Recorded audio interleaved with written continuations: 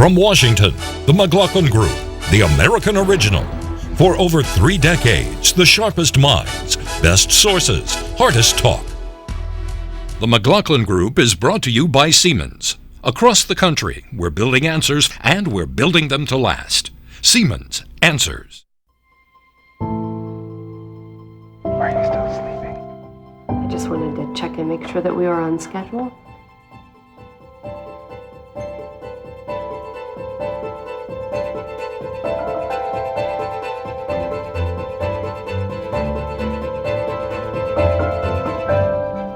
The first technology of its kind. Mom and Dad, I have great news. Is now providing answers families need. Siemens Answers.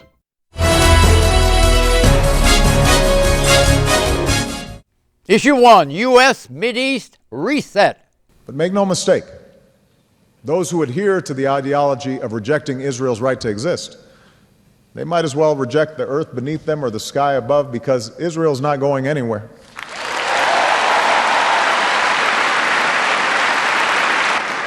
And today I want to tell you, particularly the young people, so that there's no mistake here, so long as there is a United States of America, Atem lo lavad. You are not alone. President Barack Obama addressed a young audience this week in Israel's capital, Jerusalem, at its convention center on his first presidential visit to Israel.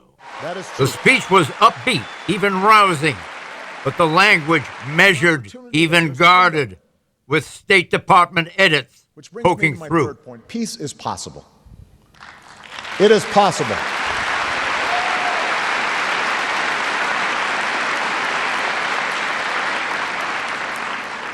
I'm not saying it's guaranteed.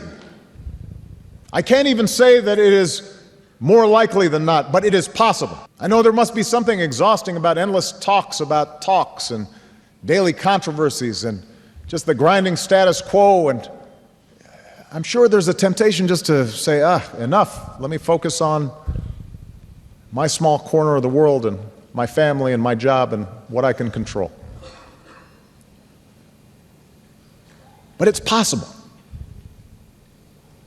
Negotiations will be necessary, but there's a little secret about where they must lead. 2 states for 2 peoples. 2 states for 2 peoples.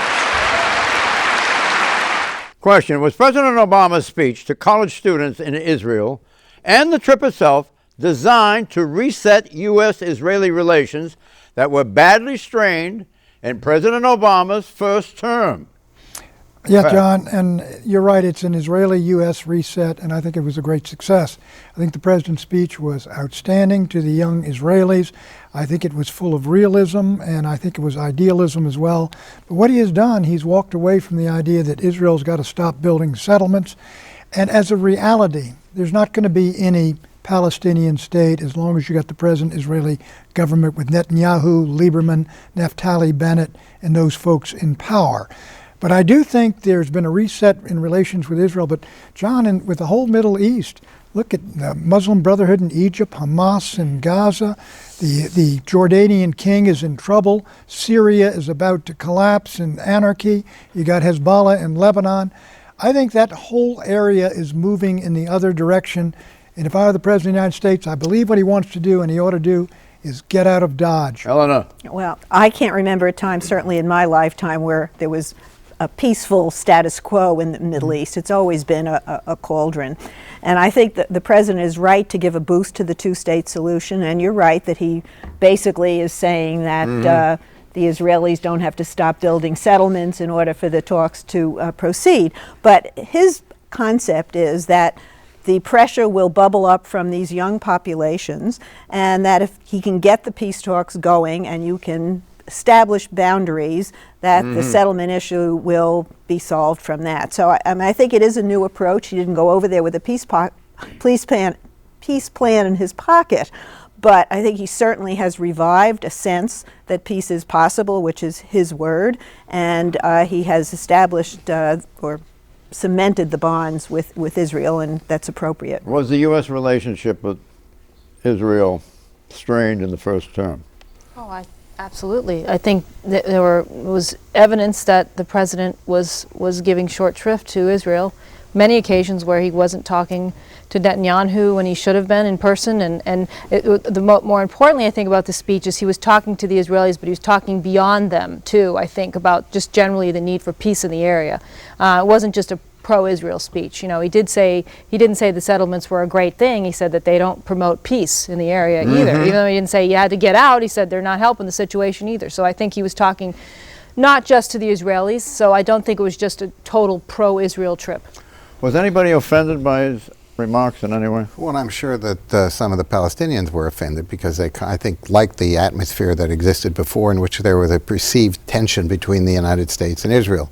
That is now gone. I think the real question is now, will there be any dialogue? There have been many attempts to get a dialogue going between the Israelis and the Palestinians on the usual issues. And the Palestinians have refused, and I can say that with direct personal knowledge. Whether this changes or not, we're going to find out. There are new players, particularly John Kerry, involved, and I think he'll be very effective in that part of the world. Has it been sufficiently noted that the president met with Abu Abbas, or sometimes called Abu Mazen, the head of the Palestinians? Yeah, there's no problem. That's not the problem. Nobody expects the president not to meet with Abu Mazen. Abu Mazen is the key player. Well, while he was there on this trip? Well, however he meets with them, how many times... Has it been underplayed in the U.S. press? I'm sure it has been underplayed. Was it a brief meeting? Do you know anything about it? No, I do not. It was a very brief meeting, but I just do not know anything about it. I do know what the reaction was within Israel and within the leadership of Israel, and I think they felt we finally have an environment in which we can talk constructively. We're talking about a two-state solution. Right. There's some talk over there about a one-state solution. Read The Economist. One-state solution is a bad idea, correct? Yes, I think it's a bad idea. Should be two states. Yes, Israel's two states. They'll never one-state solution because they would soon be outnumbered by the Palestinians who would vote the Israelis. They will be outbred by the Palestinians, regardless of whether it's one state or two states. Eventually, they would be outnumbered. No, they will not, John. Those you'd have a binational state. Dramatically overstated and exaggerated. You're talking about. Well, the Palestinians have a higher rate of population growth. Correct. And the theory is that at some point they will overtake the About Israelis. 30 years? It'll take 50 very years, close. if that. No, it's not. They're 5.5 Okay, million let me move it forward. Barry and Bibi bromance. From the moment the president arrived at the airport in Tel Aviv on Wednesday, there were smiles and jokes all around, shared between President Obama and Israeli Prime Minister Benjamin Netanyahu. The two leaders held a press conference outside the Prime Minister's Jerusalem residence, where he and the president bantered with the press until it got boring. And I want to express a special thanks to Sarah, as well as your two sons, for their warmth and hospitality. It was wonderful to see them. They are, I did inform the Prime Minister that they are very good-looking young men who clearly got their looks from their mother. Well, I could say the same of your daughters. This is true. You see how the young lady from Channel 1, she had one question? She was very well behaved, Chuck? I've got one for you. These are Talmudic questions. They have I thought I had 4 questions. reiterations. Passover starts in a couple days. I get 4 questions, right? Hey, look, this is not a kosher question, but don't hog it. Question, what explains the public display of bon ami, Eleanor Cliff? Well, first of all, the political equation has shifted. Before the November election, I think Netanyahu thought he was in charge. I mean, he was rooting for Mitt Romney and lots of talk about potential attack on Iran. And the president has since won an election pretty convincingly. Netanyahu has lost some ground at home. And I thought, reading the pool reports that come back from the reporters following them, Netanyahu was complaining about all of the challenges he's facing putting together his new government. And Obama basically said, well, talk to me about it. Look what my problems on Capitol Hill. And Netanyahu said, yeah, but we have more moving parts over here. The parts in our country don't move at all. That's the problem. I had my doubts about whether or not he was going to shift Netanyahu's opinion on him. I felt that from you remember that photo of Netanyahu and Obama sitting on the couch in the White House? The Oval Office. Do you remember that? Sure. Very tense and being lectured. the whole body posture and so forth. But some of the video emerging from this trip are so authentic, and even the words of Netanyahu describing Obama and what Obama means to him in this relationship. Seemed And heartfelt. how a true friend, it was very authentic. Yes, I think it was. And I think they did have, for the first time, really, the kind of environment and personal contact within that environment that made this all possible. And they all both know, and they know how important a good personal relationship is on an issue as complicated and as difficult here. That is an essential way to be able to resolve it when you can talk to each Are other. you going to give Obama credit for working it out that way? Just a minute, working it out that way? Yes, absolutely. I think they both deserve the credit, but I think the president here made a major step forward, A, in the visit. He had not visited before. B, in the tone that he brought to the visit. And C, in terms of the dialogue. You know Netanyahu well. Netanyahu has some rough edges. Well, look, Obama, rough edges, he can pretty carefully conceal. John, why don't we talk about something serious? But then again, we all What? have. Talk about something serious. What do you The mean real serious? question- Psychology plays a big role in There are two this. questions here. Is Obama going to be persuaded to go into Syria? And can Netanyahu convince him to move militarily against Iran? That's the big stuff. Not the bonhomie is all. Oh yeah, but they don't get to subsidiary. the big stuff sometimes if they get the wrong drift in the bonhomie level. Well, that's the bonhomie is to get to the big stuff. Well, the You want to add to this? Yeah, I do, and I think that Pat's exactly right. How far is Obama really willing to go to put his money where his mouth is on helping Israel? I would say at this point that all looked well and good and friendly, but I don't see him going far enough. I don't know that there's a gap between. I don't quickly. know that there's a gap between them on Syria. I think Netanyahu is just as wary of Well, no one's doing much. entering Have you Syria seen, too. by the way- But the bonhomie did not prevent the president from going over Netanyahu's head and talking to the Israeli public. Yeah. And there is a gap between what the people want and what the leaders want. Well, The here's same what thing I is want to true know with about the Syria. What I want to know about Palestinians. Syria is, do they have chemical weapons? Well, the gotta UN show is- Did you the see? UN is- Did they you have see them. that intriguing report from a reporter who's been over there for years? Well, Reported on this for the Independent, which I believe is the English newspaper, now available on your computer. Who says they do not have they do not have any chemical Well, weapons? the United Nations is yes, investigating right. a You wanna report speak that to they that? used I them. want to speak to one very important issue here, which is when the president said our policy is to prevent Iran from having nuclear weapons. The word prevention is really critical. There's a difference between prevention That's and correct. containment. That's correct. And he publicly and But more- explicitly I caught stated those that words too when I read that transcript. Right, But that's more- a very important public there's a statement. difference- 'Cause Okay, just a so minute, you're once the saying there was United no States- assertion on Netanyahu's part that, or either part, that in the Syrian conversation that there was no discussion of weapons of chemical Oh, no, origin. I'm sure there was. That's a separate issue that never became public. Why would that be a But separate issue? Because Syria is different from Iran. Hey, John. Well, the chemical weapons were supposed to have been moved in to help the Hamas in Lebanon, and Israel struck. Yes, as I It's say, apparently it's not important. I will not find out about that until I go there But, and you talk know- to them. But You know what I'm the talking issue, about. yes, I know exactly what you're saying. Yeah, they but bombed. the key issue here, Yeah. and the president stated, and his people know, if the president states that, he cannot walk away from that commitment. But Moreover, Pat, you said, wait a minute, you said prevent. Our position is we're going to prevent them from getting nuclear weapons. Netanyahu's is prevent them from getting a nuclear weapons capability, which they have right now. There's a dramatic disagreement, and there's an effort to push the American position to Bibi's position. I'm not in sure which he case, said exactly that. Nuclear I weapons want capability. to see the exact wording because I think it was extremely carefully wrought, and he alluded going into that nuclear assertion. weapon. Issue 2: gun ban blowback. Gabby Giffords deserves a vote. The families of Newtown deserve a vote. The families of Aurora deserve a vote. The families of Oak Creek and Tucson and Blacksburg and the countless other communities ripped open by gun violence, they deserve a simple vote.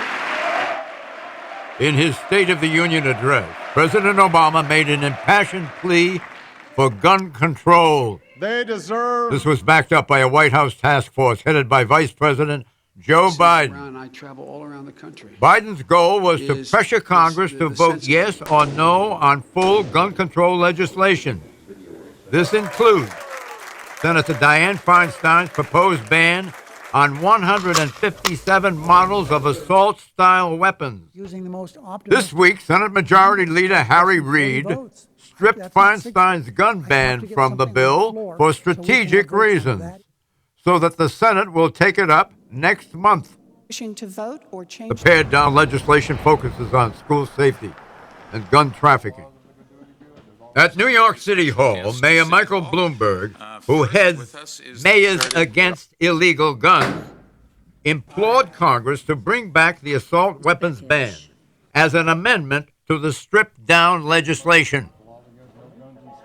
The only question is whether Congress will have the courage to do the right thing, or whether they will allow more innocent people, including innocent children, to be gunned down. The mayor was flanked by Vice President Joe Biden, who reminded the audience that Congress had passed a ban on assault weapons in 1994 and could do so again. The Vice President also turned to a mother of one of the school teachers killed in the Newtown, Connecticut massacre. You know, it's time for the political establishment to show the courage your daughter showed. It must be awful being in public office and concluding that, even though you might believe you should take action, that you can't take action because of the political consequence you face. What a heck of a way to make a living. I mean it sincerely. What a heck of a way to have to act. Question: what made Harry Reid decide to drop Dianne Feinstein's assault weapon ban from the gun control bill? You following me? Yes, he never intended to have it in there. I don't understand why everyone's interpreting this as a big shocking development. From the very beginning, Majority Leader Reid said that he wasn't committed to putting this in the bill because he knew it had no chance of passing in the House. It's with it in the bill. Correct. If he took it out the bill, then it would have a chance to pass. It could sink the whole bill. Well, it could sink the whole bill, which has other elements. So he took it out. There's only so far he that never Congress intended can go. I want to know what Harry Reid's intention was, to get the bill passed, right? To get a gun violence bill passed. Correct. Didn't necessarily have to have the assault weapon ban or the gun magazine limits in it. Which was Feinstein's content. That's right. So he says, I'm going to get rid of that, because if that's in there, it will kill the bill. Well, there's other reasons, too, that are... He wanted the passage of the bill. Well, that's not really what's going on here. What's happening is, if he were to put all that together in one package, it would force some very politically dangerous votes for vulnerable Democrats who are up for re-election in 2014. Right. He could lose his majority. Right. The Democratic Senate could become the Republican Senate, and that is what this is about. So that was his driving motivation, to preserve the Democratic Senate in his Democratic state. Yes, and secondly, he never had any intention of putting it in the bill, so this whole, it's a farce to say he took it out. He didn't do it because he disagreed with the content of Feinstein. Well, he may. He disagreed. He's a gun he got owner it through in order to get the bill passed. Let me explain it to you. He did it for this reason. If he put up the bill and forced his own conservative senators to vote for it, that would hurt them. If they voted against him, it would hurt them with their base. And if it got over to the House, it's not going through anyway, so he spares his Democrats a vote, which is lose-lose either way. Right, but Senator Feinstein is going to press for a vote, and it's going to be an amendment, and there probably will be, probably will be a vote. But over the next 2 weeks, when they're home on their Easter break, there are grassroots groups that have grown up, Mothers Against Guns, who are going to put some pressure on these red state Democratic senators, and maybe there's a small possibility that they will understand there are votes on the other side. It's not only all about the NRA. Okay, media reaction. Take a look at how the New York Daily News, on its cover, reacted to the stripping of the assault weapons ban from the Senate bill. The pictures you see are the 20 children who were killed by one gunman at an elementary school in Newtown, Connecticut in December. Mort, do you want to speak to this? This is your newspaper. Yes, it is my newspaper, and I will tell you... Was that Friday's edition? Yes, we got more reaction to that story, both in New York City and its environs, and nationally, than of any front page we've had in several years. It had just a huge effect, and I think there is a lot of resentment in the country that this bill has been denuded of that one thing that Harry Reid took out. Explain the cover. Explain the cover. They were all pictures of They were pictures, slain children. Yes, 20. There were 20 pictures of that, and basically it said "Shame on us," and us was U.S., so it meant the United States, and that was the whole point of this thing, that this could not get passed by a serious and responsible body. They dropped the high capacity magazines as well as the assault weapons ban, both of them. Well, you know, it's Well, all about. congratulations, Maud, on doing that. Well, thank you very much. The editor deserves the credit, and it was a great, great front page for a paper like the New York Daily It News. spoke volumes. Yes, it really did. And it had just a national impact. It was just extraordinary. Well, you know, And my fear is that that whole episode has begun a slow evaporation in its memory. I mean, it has to be called up with the flux of forces in our society. But the way you portrayed it becomes a feature of helping the recollection. It'll be repeated over and over because it just captured what this was all about. What beautiful which children. Was the 20 beautiful children were killed. It would never have happened if they didn't have those ability to fire that many bullets out of that gun. And politically, it's all about intensity, and the intensity has always been on the side of the gun owners and the NRA. And since Newtown, for the first time, there's intensity that's felt on the side of people who want measures to prevent gun violence. But we'll see if it can translate into those on Capitol Hill. Hill. There's a quarter of a million guns still out there. Sure. How does this save anyone's life? I mean, what about the video games that kid was obsessed with? What about the 10-year-olds who are going home and playing those games every day? Why aren't we talking about Hollywood Look violence? at the movies. They use those guns at every. You mean portrayed aggression? Because you can't fix any. You can't because you can't fix everything. Doesn't mean you just don't fix some of the things you can do. Why can't we fix those things? What we're about here is if you go to the movies and you see it, okay, it doesn't mean you have a gun. The whole purpose here is to eliminate the guns that in fact cause these. Do you think there should be perhaps a redistribution or also something else included besides withdrawing hardware? And that is the instance of mental illness in the United States. Should there be more research on that? Who's mentally sick? Absolutely. That's background checks. Background checks, but also focusing on comprehensive measures to detect and treat dangerous mental illness. Signs, you know? Issue 3, going for broke. If your dreams of a golden retirement age seem to have become transmuted into tin by the global economic crisis, you're not alone. A new report shows that only 2/3 of American workings are saving for retirement, down from 3 out of 4 in 2009. More than half say they have saved less than $25,000. 5 years ago, slightly less than half had so little saved for retirement. Worse yet, only 3% of employees today have traditional pensions, down from 28% in 1979. The upshot, 28% of Americans have no confidence they will be able to retire comfortably. Making the squeeze worse, even those with employer-provided pensions could be in trouble. Increased longevity plus lower interest rates on investments mean corporate pension plans face a double squeeze and possible insolvency. Question, will this bad news about retirement saving put increased pressure on Social Security? And if so, what are the implications for the ongoing federal budget debate? I ask you, Susan Ferruccio. This is one of the most important issues of our time, and it's really not getting any attention. Let's look at the formula here. People have less money as they get into old age, which means they're going to be more dependent on a government whose entitlement programs are not sustainable, and no one in Congress or in the White House is willing to do anything about it.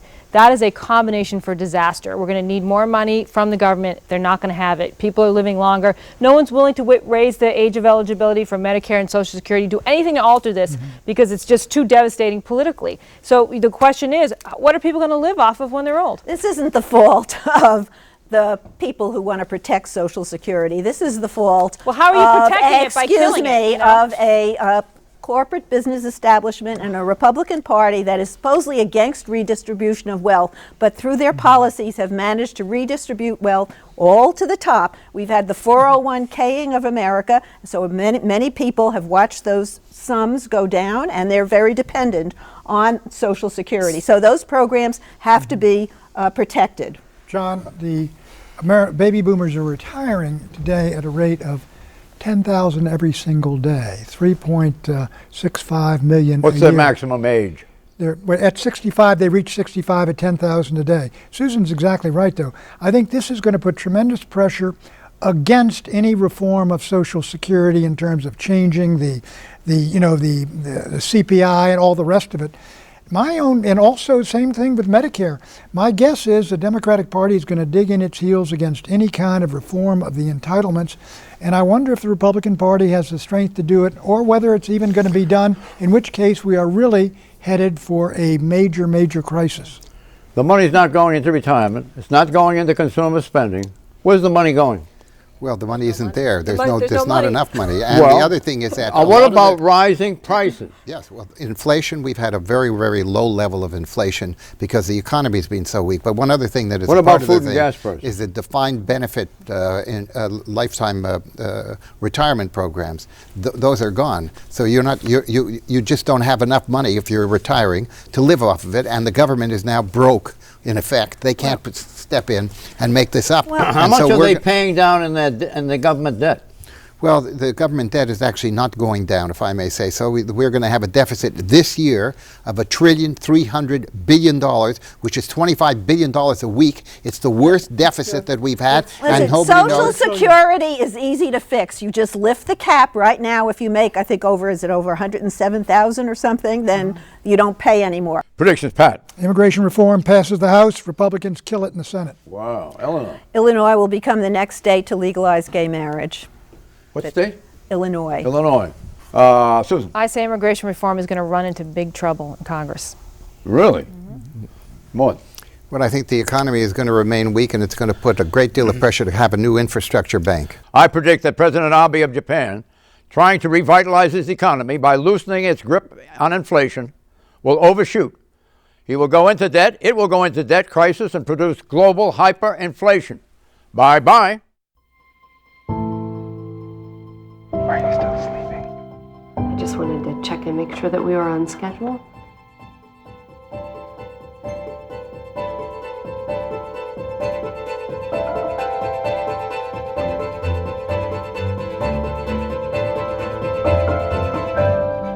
The first technology of its kind Mom and Dad, I have great news. is now providing answers families need. Siemens. Answers.